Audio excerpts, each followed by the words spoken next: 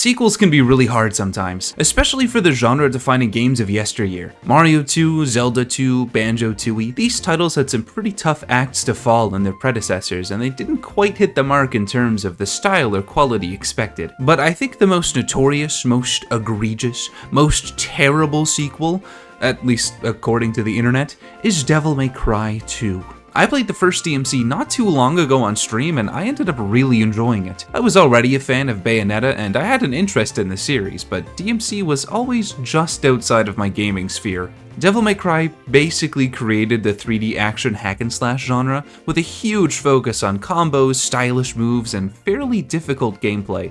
DMC served as the template for many games in the future like Bayonetta, God of War, the Nier series, and even the modern Final Fantasy games to some extent. It's safe to say it's made its impact. And Dante is a cocky, cool, yet flawed main character who cracks jokes and looks badass while doing it.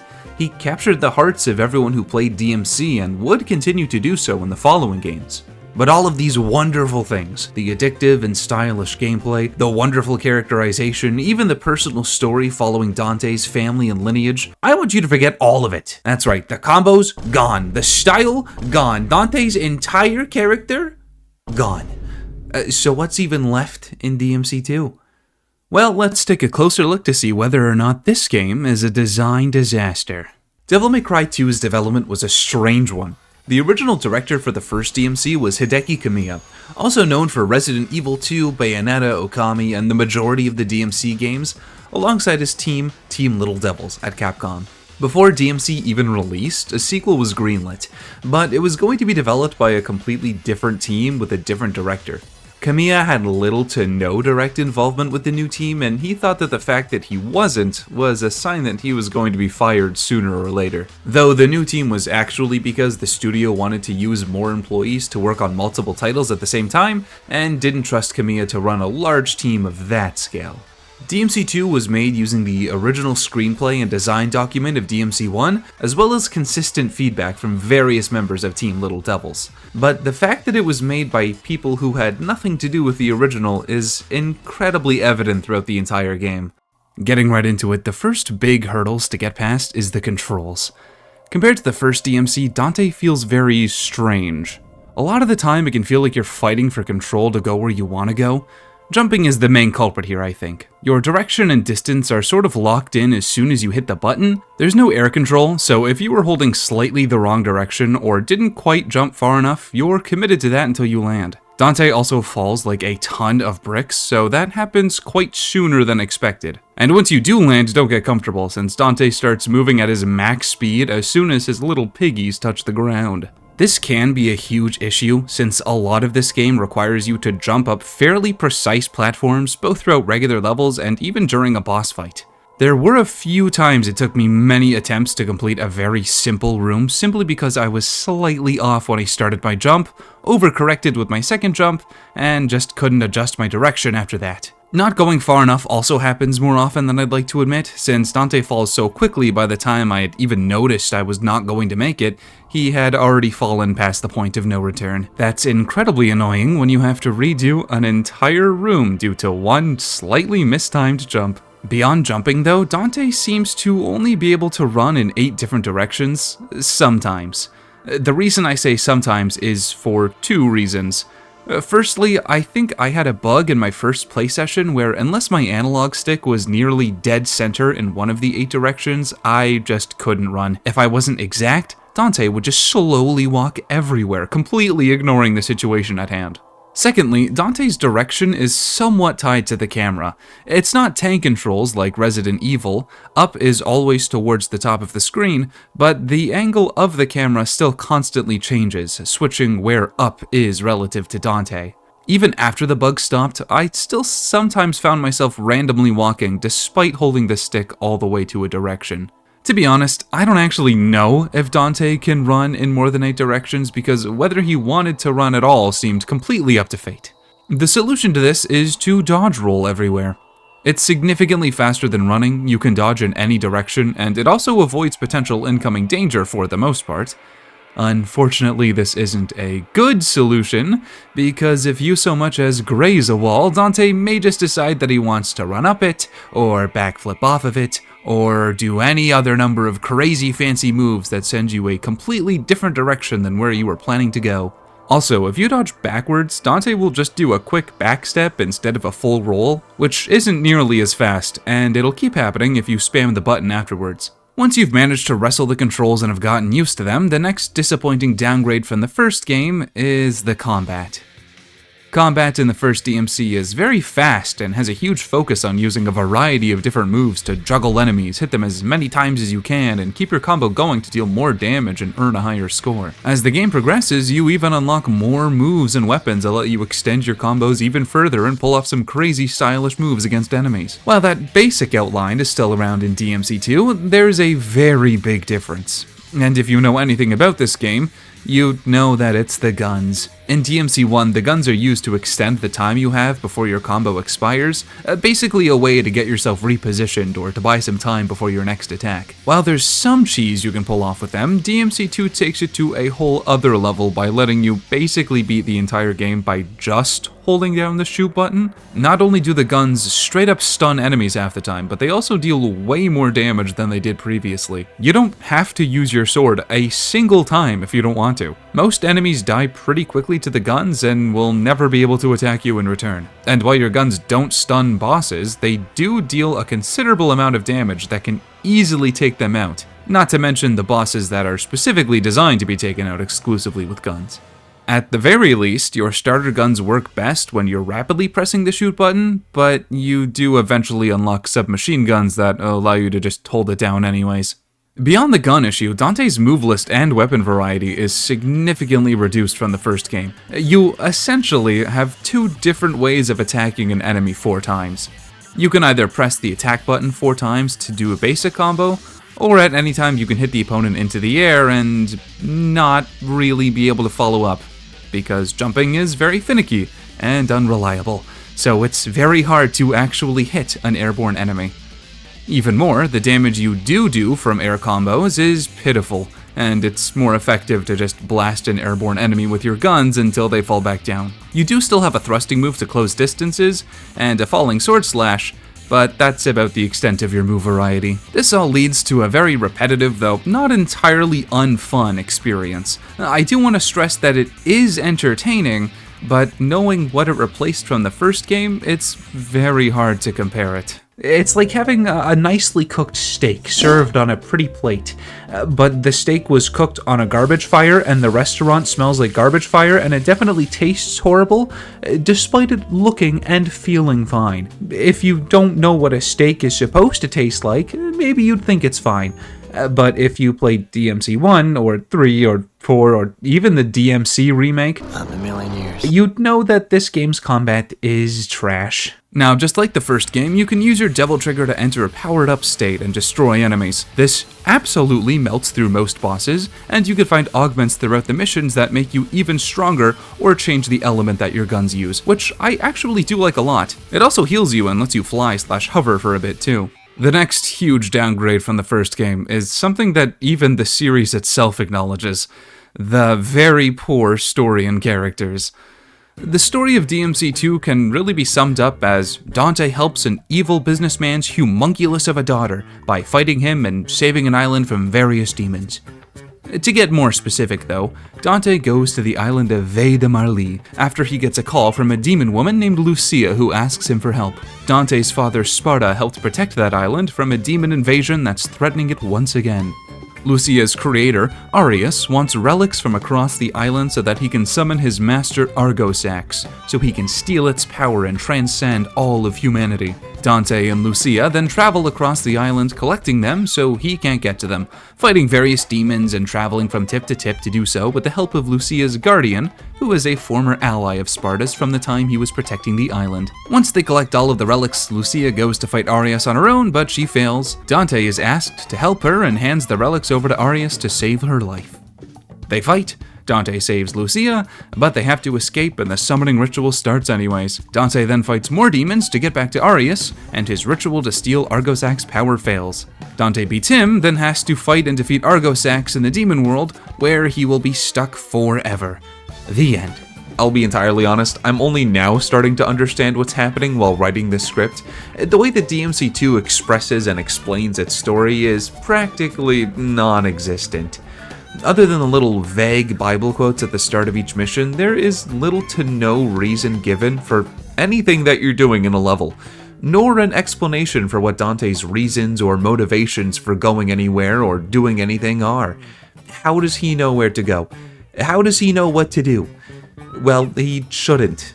Dante knows the story of the game because the writers know the story. He never learns anything, the player never learns anything. You just go to each level and have to accept that whatever you're doing is there for a reason. There is a story here, not a very good one, mind you, but you wouldn't know that while playing it. And the fact that Dante is suddenly this almost silent protagonist that doesn't show you what he thinks or feels makes this problem even worse. Somehow, DMC2 has a worse story than some arcade and NES games that I've played. I'm pretty sure Wario Land has better storytelling than this game does. All of this is made even worse by the fact that Lucia's goals and motivations are barely touched on or explained at all until you play her story. But the only way to do that is to first go through the entirety of Dante's half of the game, not knowing what the hell she's up to.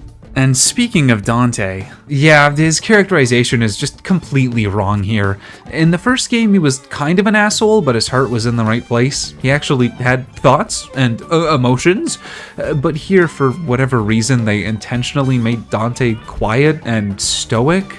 Apparently, this is to allude that within the 10 years between games, something happened to him, either to traumatize him or close him off from everyone else.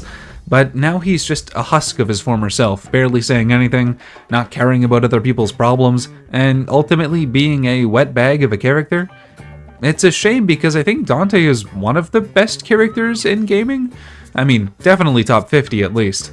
Call me crazy, but he's up there in terms of likability and presence. But here he's just nothing.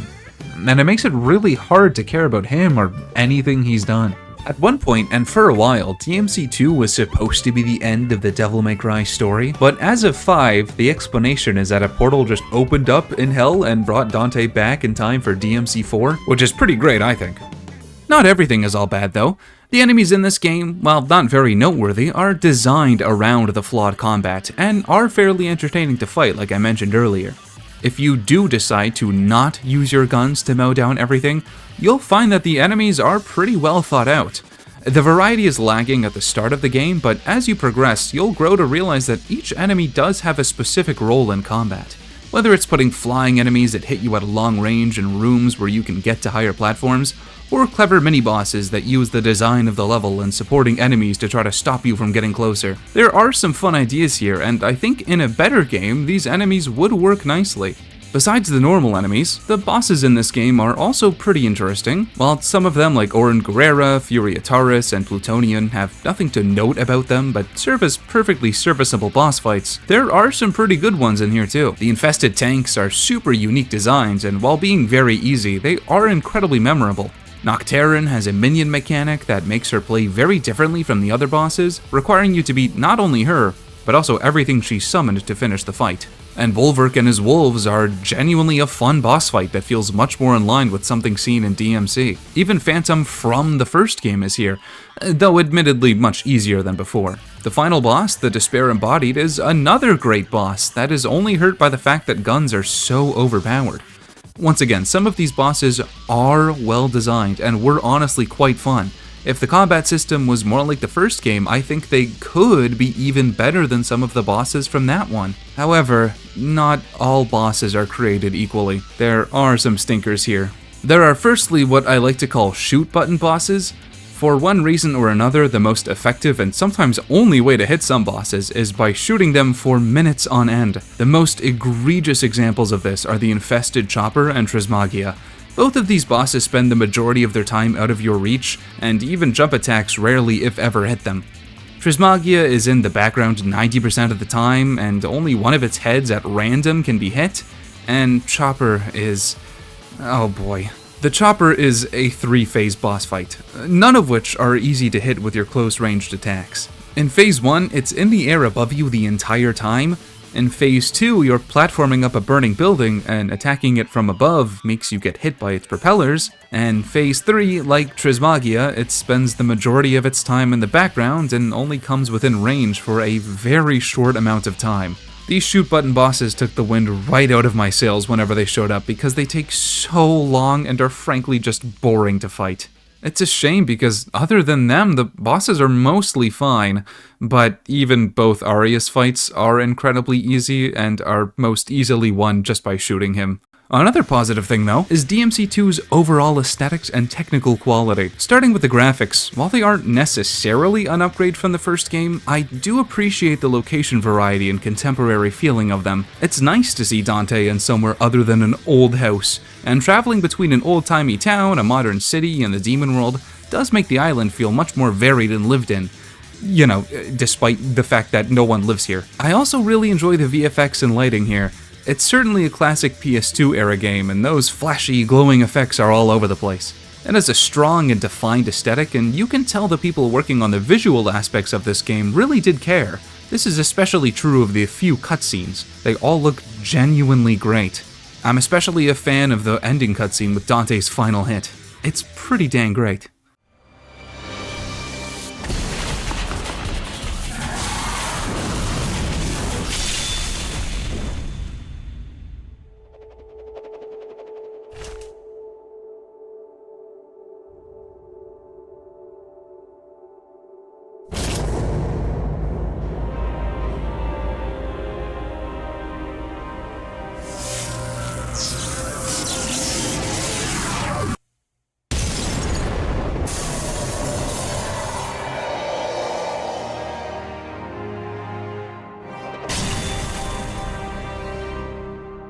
Now, I do have some issues with the semiotics of this game, which, if you don't know, it's basically how the game differentiates and shows you what you can and can't interact with, where you can go, and the meanings behind the icons or symbols in the game.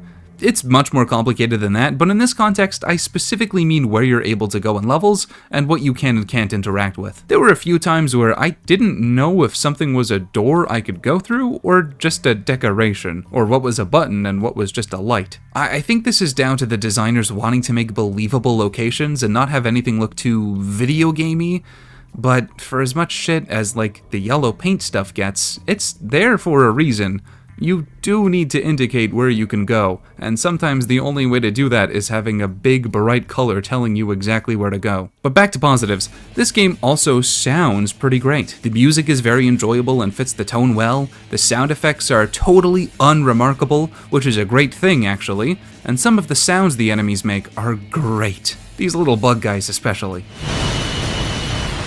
But the best sound effects are always the ones that sound so natural that you don't even think about them. And this game accomplishes that well, even with all the demonic stuff. Nothing sounded bad or stood out as sounding wrong, and that's really your goal as a sound designer. Even the voice acting is fine. Some of the lines being said are questionable, and Lucia's accent is interesting, but I think everyone did a fine job, especially Sherman Howard as Arius. He was great.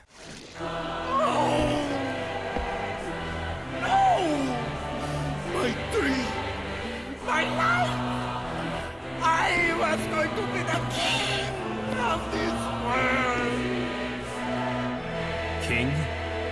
Yeah. Here's your crown. I know it seems silly to point out these minor good things in a game as bad as DMC2, but that's the point of these videos, to show that not everything in a game should be written off as bad. There's always diamonds in the rough, there's always good and bad, and there's always nice aspects of overall bad video games. But now onto the technical aspect of this game. It's fine. The game runs well, the only bug I had was either down to the controller I was using or just a weird Steam release thing, and overall it's well made. And well-made games can still be poorly designed, and vice versa.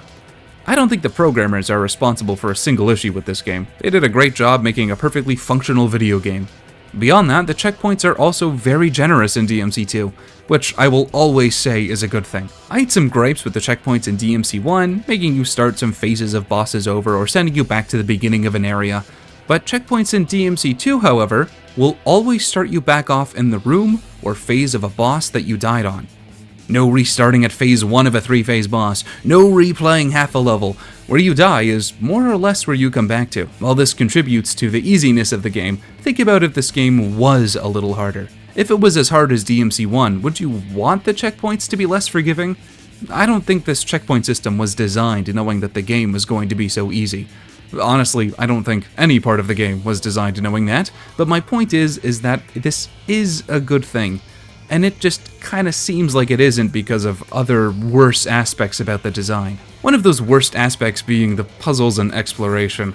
Listen, I said the levels looked nice, I never said that they were fun to play. In DMC1, you're very much incentivized to explore as much of the castle as possible, go into every room, try to collect every orb and item, backtrack to previous locations with new abilities to get new things. But that's not the case with DMC2.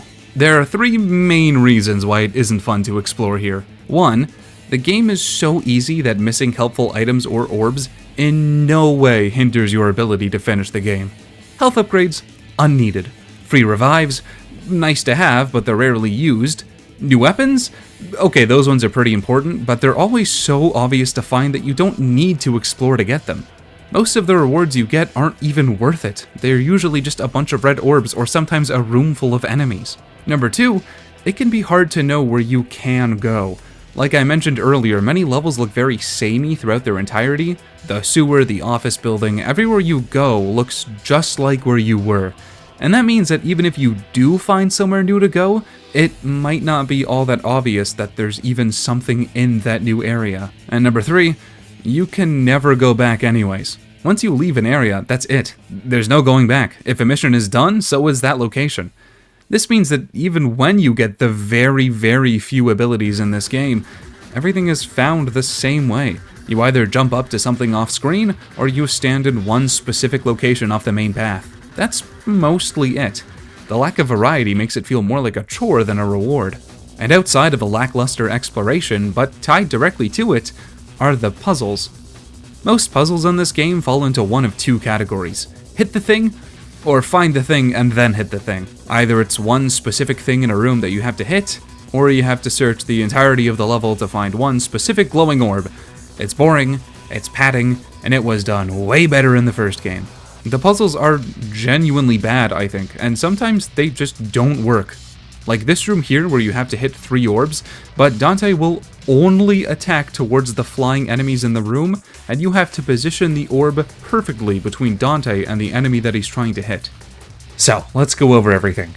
DMC2 is not a god-awful, no-good, irredeemable game. I think a lot of its issues are either down to it being a sequel to DMC, or because of many smaller problems adding up to one big one. Take for example the story of DMC2 and Dante's characterization. If it was a standalone game and it wasn't a sequel to Devil May Cry, and this guy wasn't Dante, I don't think these issues would be nearly as bad as they are now. It still wouldn't be a good story or character, but it might not really be worth mentioning. And really, this isn't a sequel to DMC, and this kind of isn't Dante. The story is essentially unrelated other than the Sparta aspect, and Dante isn't at all who he was or will be for the rest of the series. It's hard to even call this a DMC story. There's just characters with the same name. Or picture this, the gameplay and combat quality of DMC1, but with this story in Dante. Is it as bad then? If the game is really fun, do these things matter? Again, that doesn't fix these issues, but would they be as apparent? DMC2 doesn't do anything exceptionally well, so its problems are incredibly obvious to see. You can't really ignore these things because there's nothing else to hold on to. I've played other games with bad stories and characters whose gameplay was fun enough for me to not really care. The combat is fun on a moment-to-moment basis, but it's way too simplified, easy, and pretty much every enemy can be killed by just holding one button. The levels aren't poorly designed, but Dante's movement is clunky and it's so hard to navigate those levels, and the puzzles are either piss easy or very poorly communicated, so it ruins the flow of the level you're playing. And see what I mean? For everything this game does right, it does at least 2 directly related things wrong. The bosses are fine, but the combat is bad. The levels are fine, but the controls are bad. The game looks good, but the semiotics are muddled because of it. No amount of good sound design and music and graphics will ever make up for just a poorly designed game. And that's what DMC2 is. Poorly designed. It's not terribly made, it's just not good. It's like a 4 out of 10. It's technically well made with very few bugs and the game runs great, but it's kind of worthless when there's not much of a reason to play it in the first place. There's no essence of DMC in this game, which makes sense because it wasn't made by the same people, but what does that leave it with? Well, nothing. So how would I fix it? Well, the easiest and simplest solution is to keep combat and the controls the way they were in the first DMC. Not simplified, no holding the shoot button to win, just the same as it was. New weapons and moves are fine, but don't change the entire combat system. Keep the combos, give Dante his moves and air attacks back, make the guns useful but not the answer, just make it, well, like the first game. But beyond that, there needs to be an overhaul in how things are expressed to the player. Instead of vague quotes, actually express what Dante's objective is in each mission, not what the player has to do to win. And if they do want Dante to be depressed and quiet, show us that in some way. Show that he is different compared to his younger self. Have him comment on not being the same person he was, or talk about how he hates that he sent Virgil to hell, or something like that. The story doesn't have to change, the way it's told it does. We need to know why Dante is doing things and how he knows what to do next. It's not like DMC1 where everything is all in one castle. He's going across borders in DMC2. How does he know where to go and what to do? And how does he manage to be exactly where he needs to be, exactly when he needs to be there? And the last thing that needs to be fixed is the puzzles. I'm not saying to add yellow paint to everything, but there does need to be more indication on where the player needs to go and what they need to do. In-game signs, a trail of orbs here or there to point the player in the right direction. It's something they tried to do early on, but they just stopped doing it in the later levels, which is a mistake that a lot of games make. But especially when the whole objective of a level is finding where you have to go, it would be nice if you actually knew where you could go in the first place. There's a lot of things that could have been good in DMC2, but with all of the problems it has, they add up to be a middling experience. And yet, with all of this said, I did overall have some fun playing it. Now, I would much rather play DMC1 over DMC2 any day, but it's not all bad. Unfortunately though, being a direct follow-up to the first game, I'm going to have to say that DMC2 is in fact a design disaster. With the caveat that if it was just its own game unrelated to Devil May Cry as a franchise, it might not be. And hey, maybe I'll do Lucia's story sometime in the future and my opinion will change. But with all of that said, if you liked the video, please leave a like and subscribe to the channel. Stay safe, have fun, and I will see you all in the next one. Bye-bye.